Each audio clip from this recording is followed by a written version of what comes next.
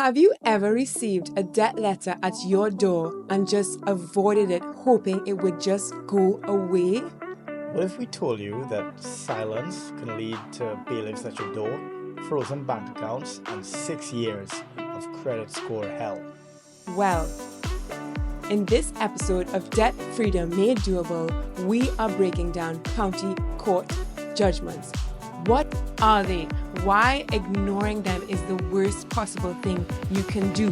What the courts can actually do legally if you do ignore them, and how to fix it. How to fix the real world damage of CCJs.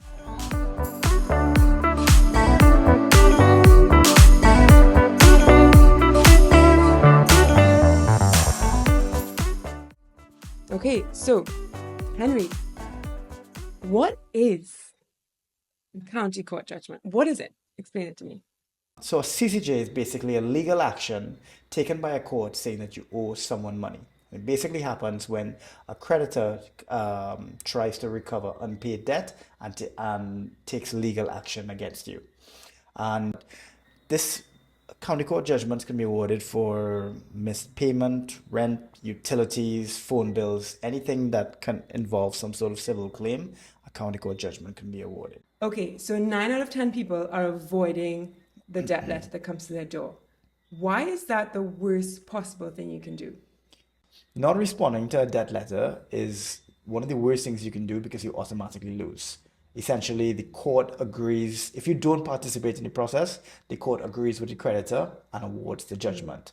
And people do it usually because of one of two reasons: out of fear, which makes sense. It's a very stressful, debt is a very stressful situation. And then the second reason, which is something that could be worked on, is not updating the address. Whenever you move, it's really, really important to update your address, especially with your creditors. That is such helpful information. And actually, creditors prefer if you contact them and talk to them because they prefer to put you on a payment plan than to use their time and resources to have to go through the court. But once it's done and it's in court, what can the courts actually do legally? Okay, so I think it's important to make the distinction between the point when the judgment is awarded and when the judgment is enforced. Where you'd never want to get to is the point where judgment is enforced, because the court can do a range of things, which is not good. Firstly, they can freeze your bank account. They can automatically make deductions to your wages to satisfy the debt. They can send bailiffs to your door. They can force a sale of your house. And if the judgment is over £5,000, they can apply to have you bankrupt.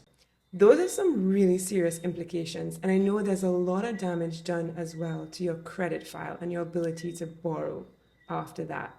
What are those implications? Once a county court judgment is awarded, it impacts your credit file, and it stays on your credit file for 6 years. What does that mean? Basically means that it shows up in credit searches, especially for the three major credit reference agencies, which is Experian, TransUnion, and Equifax. And it makes it really, really difficult for you to raise credit over the next few years. Obviously, it tanks your credit score as well. And a secondary effect is, for example, it could potentially affect your employability. There are certain roles or professions, such as like accounting roles, where your employer might run a search on the county court register, and if that shows up, then that could potentially affect your employability, and it could also affect even insurance premiums. Essentially, it's a stain on your credit worthiness for 6-year period. Basically, it just makes your life more expensive. So many important things across your life suddenly become more expensive. Especially if you use credit. That's huge. That's so huge. I mean, given these implications, it kind of is scary to think about. But what can you do to fix it? What's the best way you can address a situation like this? Okay, there's an absolute plan A, and then there's a plan B.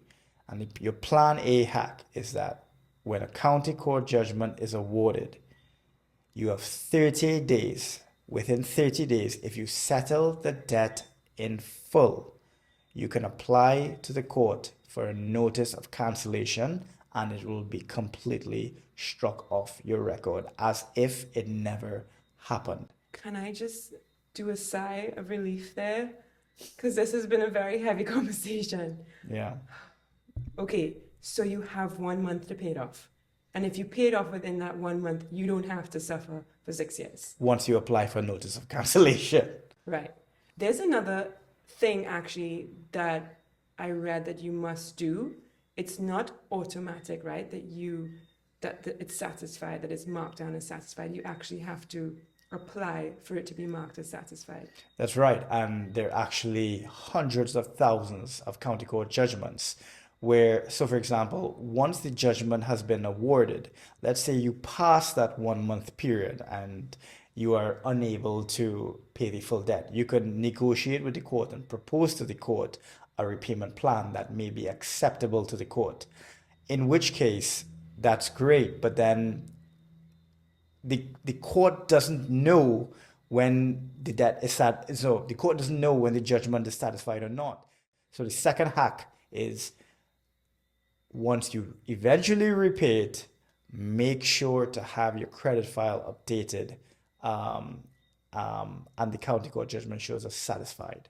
There's actually a campaign called Get Satisfaction run by the registry, because there's so many people that don't realize that very important last step that they have to make. Yeah. There's also one more thing, right, that you can do to help mitigate these kind of severe implications of a CCJ, right? What is that? One additional thing that you can do is that you can file a notice of correction. So all that essentially does is that it gives you a voice on your credit file, meaning that you can provide an explanation. For example, maybe it was a serious illness, maybe it was a period of unemployment, but it just allows whoever's looking at your credit file or your credit score to have some context which can affect potential borrowing decisions. So it's not intended to materially improve your credit score. It at least just gives you a voice on your credit file. Thank you so much, Henry, for that clear explanation. I'm sure our viewers understand so much more about county court judgments. I think the last important thing we want to discuss is how to avoid county court judgments. Well, you talked about it, right? 1, we want to be talking to our creditors. Pick up the phone, communicate with them from the beginning. The moment you realize you're in stress, the moment you realize you're struggling to manage your debt, call them. They want to talk to you. They prefer to set up a payment plan than to have to go to court. So that's the number one thing. Reach out for free advice from organizations like Step Change and National Deadline and Citizens Advice. These organizations can actually negotiate with the courts for you. And of course, if you do get a letter to your door from a creditor, respond within 14 days. The best thing you could do is to read your mail, read the fine print, see what the letter is saying. If you need to appeal early, especially if you don't think it's a fair judgment. In this podcast, we talk all about how to journey towards debt freedom. We have episodes on how to build money habits. We talk about our own journey paying off £10,000 of debt within 18 months. We talk about how we use the balance transfer. We talk about credit scores and so much more. So if you like the content, make sure comment and subscribe so we can make more of these videos to help you to manage your money better.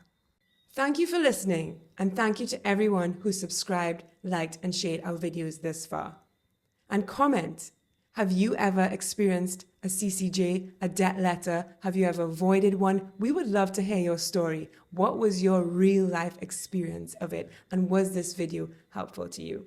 We are excited to hear from you.